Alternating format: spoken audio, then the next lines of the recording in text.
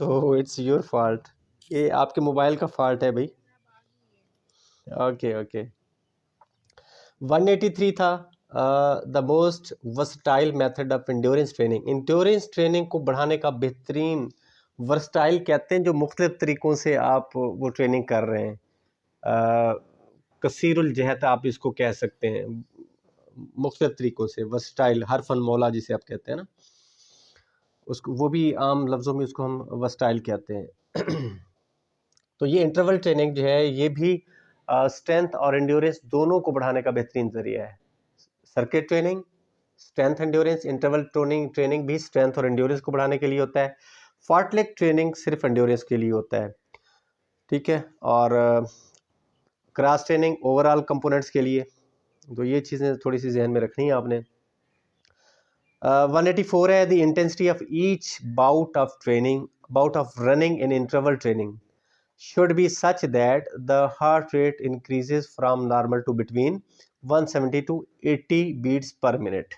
अच्छा जी, वो कहते हैं कि bout of running, interval training में हमने देखा कि एक दफ़ा आपने स्प्रिंट रेस लगाई या रनिंग की, उसके बाद फिर आपने रेस्ट किया, फिर आपने रनिंग। चलें जी, इसमें स्प्रिंट ट्रेनिंग भी हो सकती है, जैसे कि स्प्रिंट आपको 100 मीटर की लगवाई, 200 की, 400 की।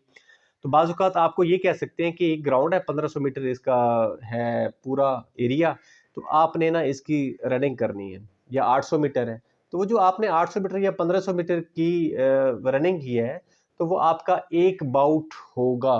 एक दफ़ा जो आपने रनिंग की वो आपका एक बाउट कहलाएगा, ठीक है जी। उस दौरान वो कहते हैं कि आप क्या करें, आपका हार्ट रेट जो है पहले कितना होना चाहिए, 70-72 तो आपका ज़ीरो है, यानी कि 72 तो आप खामोशी से बैठे हुए हैं, तब भी आपका हार्ट 72 तक जा रहा है हार्ट रेट, ठीक है।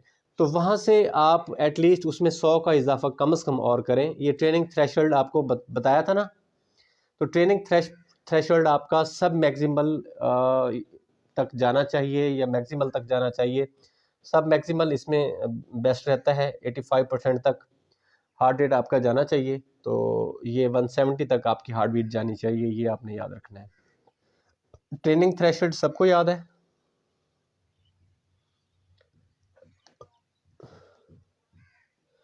ओके जी। 185 है the bout of loads in interval training are repeated when the heart rate comes down from the above value to heart 120 beats per minute। अच्छा जी, आप रनिंग करके आके बैठे, आपका हार्ट रेट क्या होगा, डाउन होना शुरू होगा ना। फॉर एग्जाम्पल 180 था, 170 या 180 था, तो वहाँ से डाउन होना शुरू करेगा। आप 1-2 मिनट बैठेंगे, वो आहिस्ता आहिस्ता डाउन होता होता होता 120 पे आएगा। जब 120 पे आएगा तो फिर आपने रनिंग स्टार्ट कर देनी है। बात समझ में आ रही है? इस सवाल का ये आंसर है, या मकसद ये है कि जी आपका हार्ट रेट 170 तक पहुंचा हुआ था, आप रनिंग करके बैठे, और आपका हार्ट रेट डेफिनेटली जब आप वर्क नहीं कर रहे तो वो स्लो होगा। जब स्लो हो रहा होगा तो कितना स्लो होना चाहिए, जब 120 पे मिनिमम पहुंचना चाहिए, तो वहाँ से फिर आप अपनी रनिंग स्टार्ट कर दें। बस इनको रटा लगा लीजिएगा। Training involves maximum intensity work with interval is called interval training. जहाँ पे इंटरवल का लफ्ज़ होगा, वक्फे वक्फे से जो ट्रेनिंग की जाएगी, शिद्दत वाला काम होगा, तो उसको हम कहते हैं इंटरवल ट्रेनिंग। अच्छा, 187 है maximum strength training intensity of training load. ये आपको बताई थी जी, 90 से 95% होती है, 100% कभी भी नहीं होती, लेकिन यहाँ पे 100% लिखी होती है। आप कोशिश करें 90 से 95 इसको लिख लें। ये ट्रेनिंग थ्रेशोल्ड जो आपको बताया था, अब ये वो चल रहे हैं। ये ट्रेनिंग थ्रेशोल्ड की सेपरेट वीडियो मैं आपको बना के सेंड करूँगा, वो आपको ज़्यादा अच्छे से उसमें समझ आ जाएगी, रिपीट हो जाएगा आप लोगों का। अपना हार्ट रेट 90 से 95% तक रखेंगे, तो ये वैसे 100% तक कर लेते हैं, लेकिन 100% तक करवाते नहीं हैं, क्योंकि 100% तक आप हार्ट से काम लेंगे तो हार्ट फेलियर हो सकता है, और बहुत सारे लोगों का हुआ भी है आज तक। अच्छा, एक्सप्लोसिव स्ट्रेंथ ट्रेनिंग इंटेंसिटी कितनी होनी चाहिए, वो कहते हैं जी 70 से 80% होनी चाहिए। स्ट्रेंथ एंड्योरेंस ट्रेनिंग है, स्ट्रेंथ भी है और एंड्योरेंस ट्रेनिंग भी है। इसमें इंटेंसिटी कितनी होनी चाहिए ट्रेनिंग की, ये 40 से 50% तक होनी चाहिए।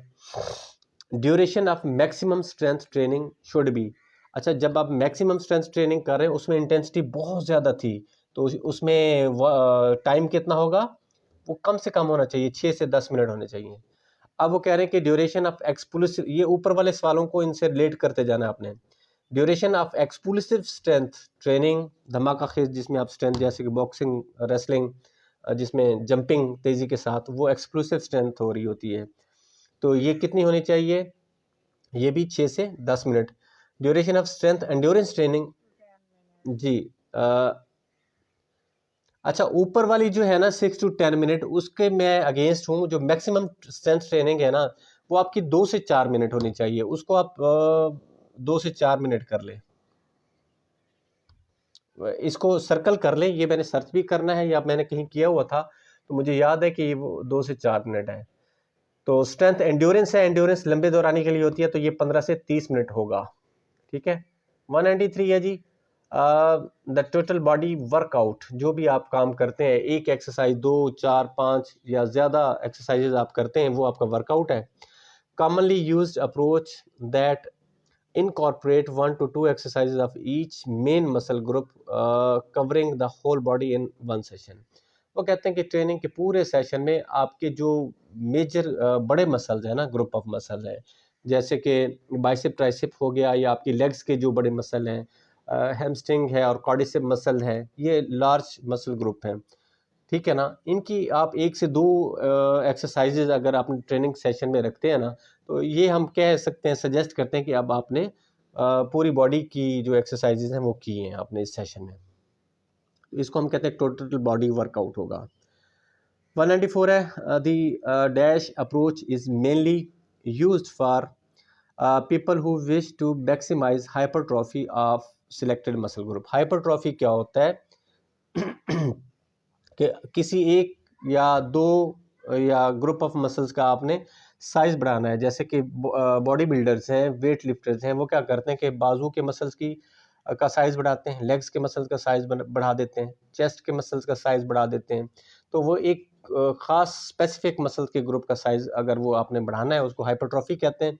तो ये कैसे होगा, ये होता है जी कि मसल ग्रुप स्प्लिट प्रोग्राम। अगर आपने बाइसेप ट्राइसेप का साइज़ इंक्रीज़ करना है, हाइपरट्रॉफी करनी है, तो फिर आप डंबल लेके या वेट एक्सरसाइज जो कि सिर्फ बाजू के जरिए उठाए जा सकते हैं, सिर्फ बाजू की एक्सरसाइज करेंगे। इसको स्प्लिट प्रोग्राम कहते हैं, सिर्फ अलग प्रोग्राम जो सिर्फ आपके बाजू के लिए। इसी तरह दूसरे मसल्स के लिए भी हो सकता है।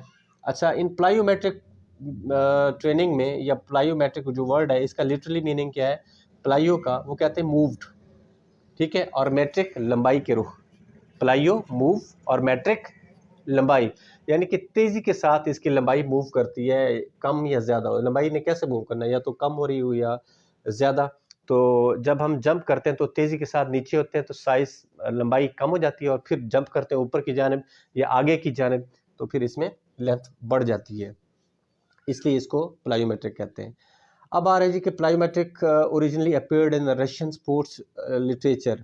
रूस में ये स्टार्ट हुई थी, उनके जो स्पोर्ट्स के लिटरेचर थे उन्होंने इंट्रोड्यूस करवाई थी 1966 में। इसको याद कीजिएगा।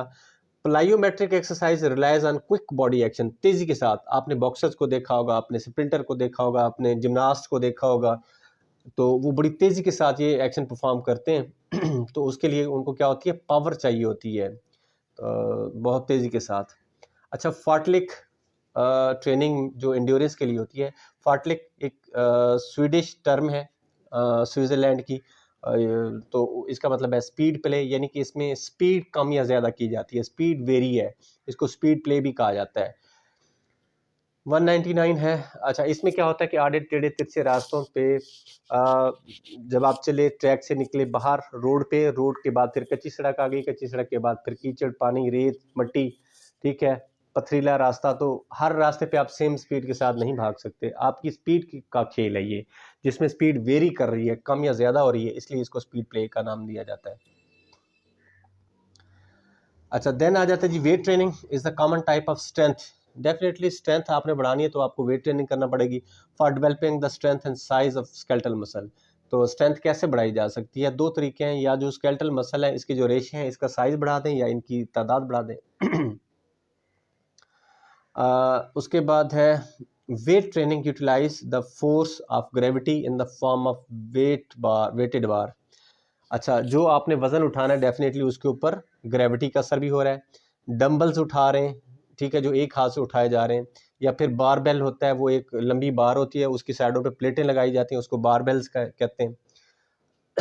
Weights stacks in order to oppose the force generated by muscles, ठीक है, जो आपके मसल्स फोर्स लगा रहे हैं और जो ये चीज़ें आप उठा रहे हैं, डंबल बारबेल उठा रहे हैं, ये आपके मसल्स के अगेंस्ट फोर्स लगा रहे होते हैं, ठीक है। तो स्ट्रेंथ की आपको डेफिनेशन भी बताई थी कि आपके मसल्स की वो स्ट्रेंथ या वो फोर्स जो किसी एक्सटर्नल वेट के खिलाफ, एक्सटर्नल फोर्स के खिलाफ, एक्सटर्नल रेजिस्टेंस के खिलाफ वो लगाते हैं, इसको हम कहते हैं स्ट्रेंथ, ठीक है।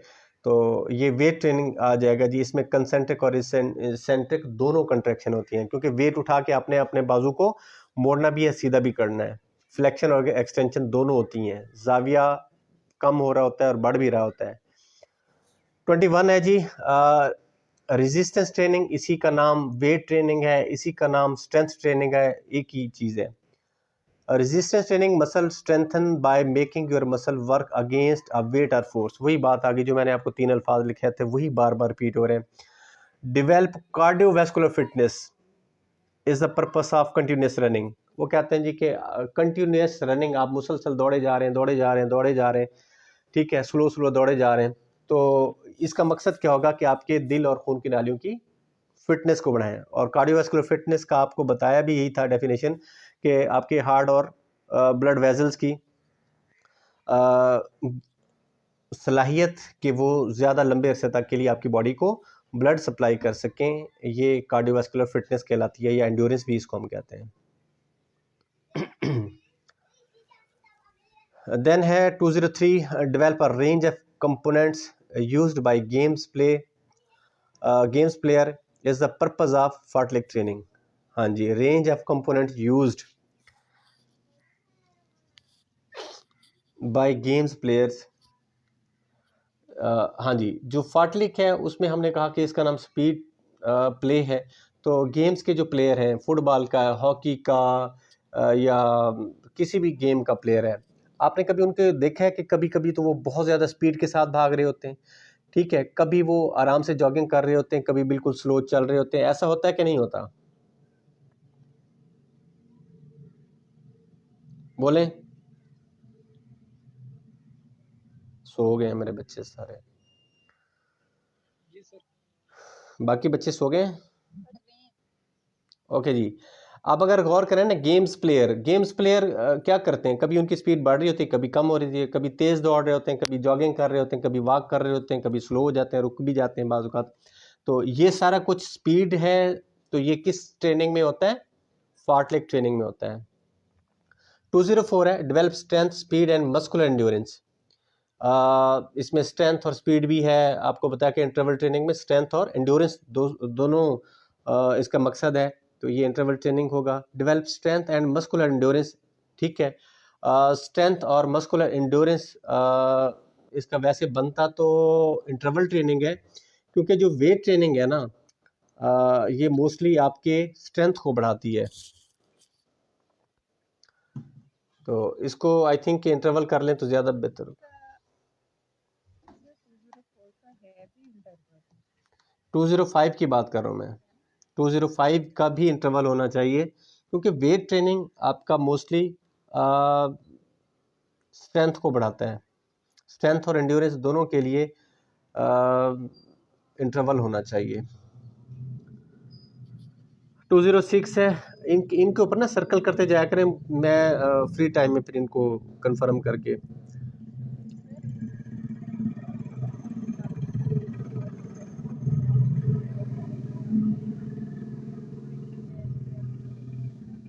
हाँ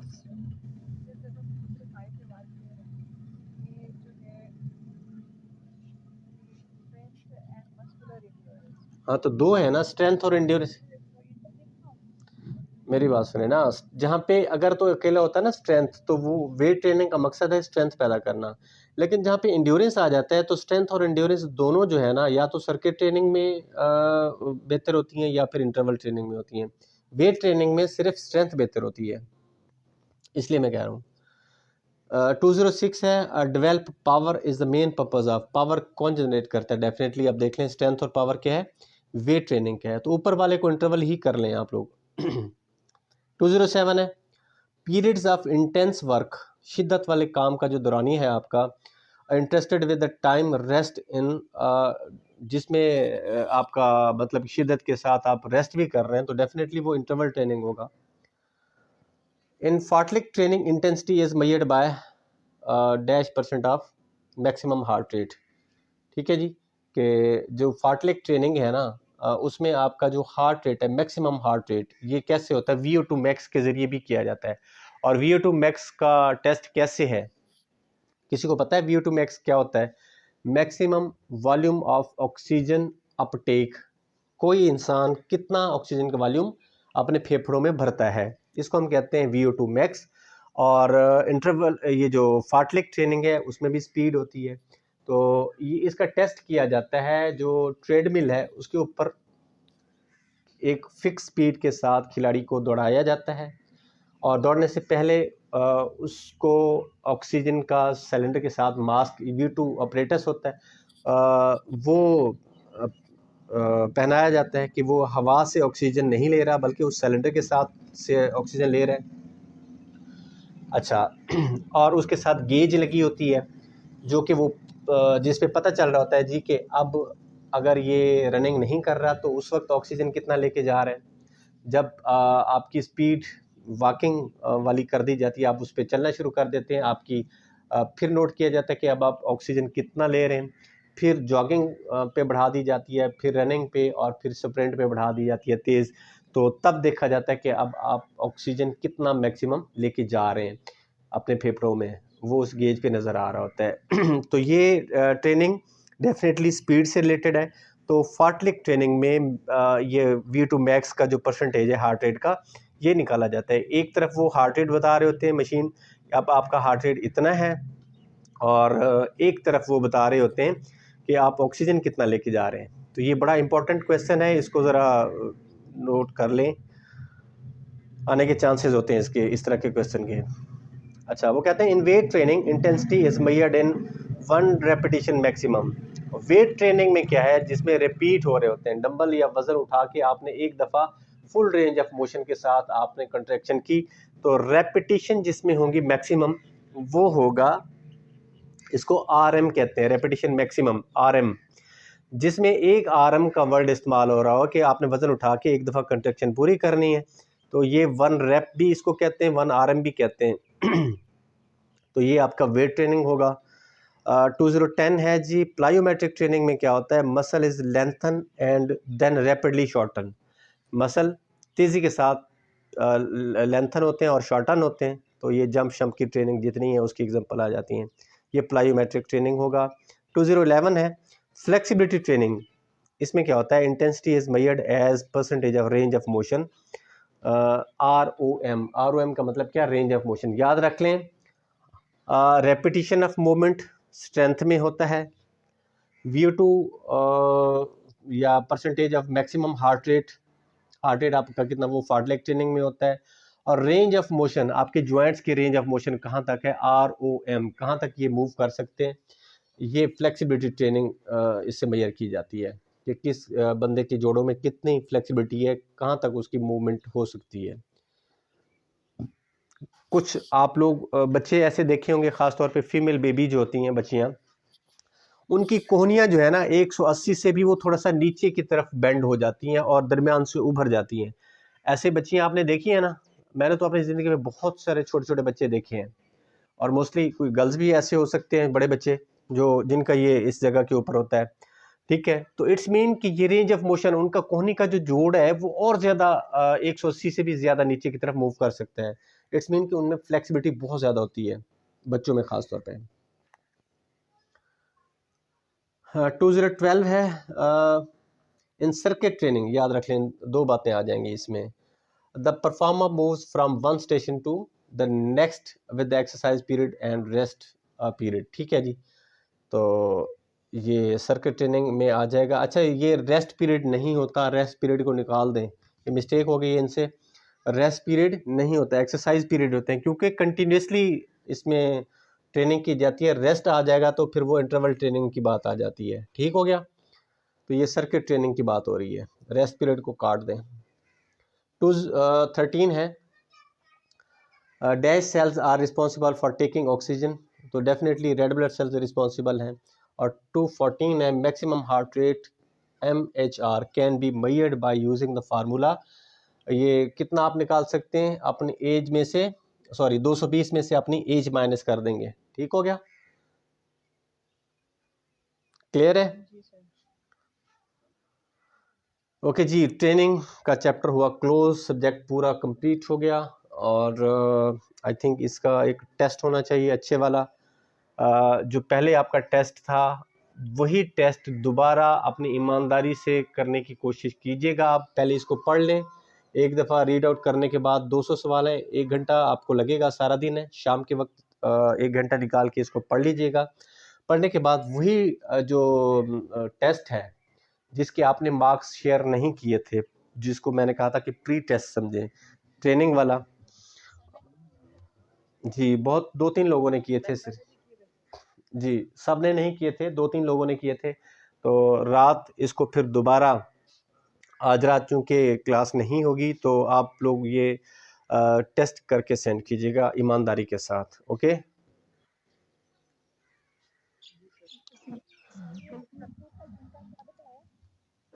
जी।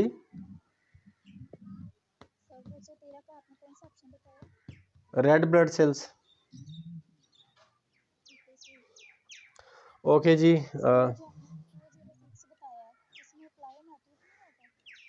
206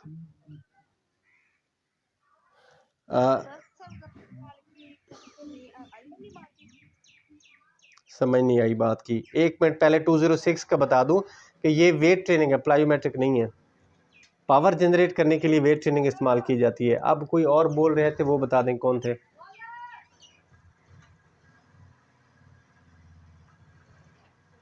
जी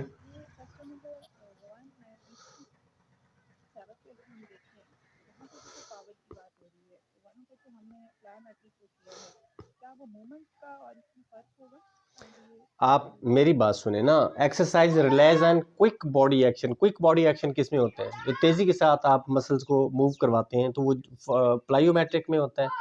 ठीक है, प्लायोमेट्रिक का मतलब यही होता है कि तेजी के साथ अपने मसल्स की लंबाई में इजाफा करें या कमी करें, उसमें शॉर्टन और लेंथन करें।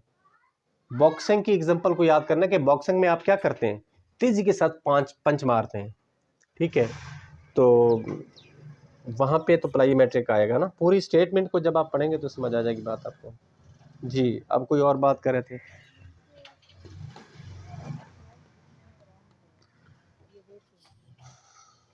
टू 206 का वेट ट्रेनिंग है, बुक में क्या प्लायोमेट्रिक दिया हुआ है? नहीं नहीं नहीं, plyometric no no no no, plyometric नहीं हो सकता, ये वेट ट्रेनिंग है। प्लायोमेट्रिक उसका है, आप खुद देखें ना कि आपने यही देखें ना, यही तो बात है कि आपने जब एक थ्योरेटिकली चीज़ समझ ली, फिर उसके MCQs में गलती के चांसेस नहीं होते। आप स्टेटमेंट को समझें क्या कह रहे हैं। ठीक है, इसीलिए बहुत सारे लोग इसलिए रह जाते हैं कि बुक्स को जब सिर्फ एक रटा लगा लिया ना, बुक्स में कॉपी पेस्ट बहुत ज़्यादा होता है। ज़ुबैर साहब की बुक में इतना नहीं है, बाकियों में ऑलमोस्ट है। तो इसलिए इनके गलती के चांसेस होते हैं, तो आप करेक्ट कर लिया करें। बाज़ को प्रिंटिंग में गलती हो जाती है, टाइपिंग में गलती हो जाती है, क्योंकि जो लिखते हैं वो तो ठीक लिखते हैं, जो टाइप करने वाले बंदे होते हैं वहाँ पे मिस्टेक्स कर देते हैं। और कभी भी ये नहीं सोचना कि जो बंदा ये सवाल यहाँ से उठाएगा तो की भी यही उठाएगा, ऐसा नहीं होता। बिल्कुल की वो यहीं से उठाएगा, लेकिन अगर यहाँ पे कुछ गलती है तो वो इसको ठीक कर लेगा। ठीक है, आपका दुरुस्त ऑप्शन जो होगा वही माना जाएगा, ना कि बुक वाला माना जाएगा। बुक में अगर गलत है तो वो नहीं माना जाएगा। ओके जी, आज बड़ा बाबरकत दिन है, दुआ में याद रखिएगा।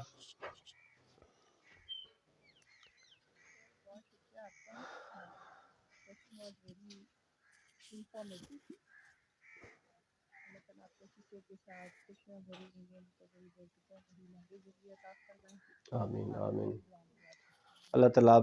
अल्लाह ताला आप सब लोगों को समझने की और अमल करने की और तौफीक अता करे, और इंशाल्लाह आप लोगों को कामयाबी अता करे इंशाल्लाह इंशाल्लाह। ओके जी, अल्लाह हाफिज़।